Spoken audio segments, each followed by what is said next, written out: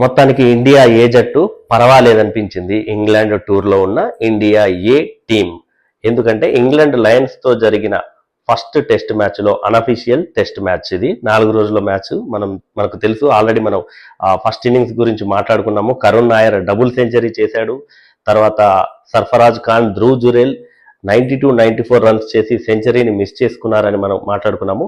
మరి ఆ score 557 score చేశారు ఫస్ట్ ఇన్నింగ్స్లో. దానికి రిప్లైగా ఇంగ్లాండ్ లయన్స్ 587 రన్స్ స్కోర్ చేసింది. అంటే 30 రన్స్ లీడింగ్లో ఉంది. మరి సెకండ్ ఇన్నింగ్స్ కూడా ప్రారంభించినటువంటి ఇండియా ఏ టీం 4 హాఫ్ సెంచరీలు చేశారు. 4వ రోజు ఆట ముగిసే సమయానికి 241 రన్స్ చేసి 2 వికెట్లు కోల్పోయారు.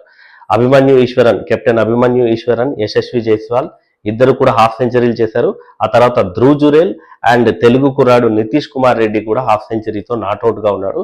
మరి 4 రోజుల ఆట ముగిసేసరికి మ్యాచ్ డ్రాగా పూర్తయింది.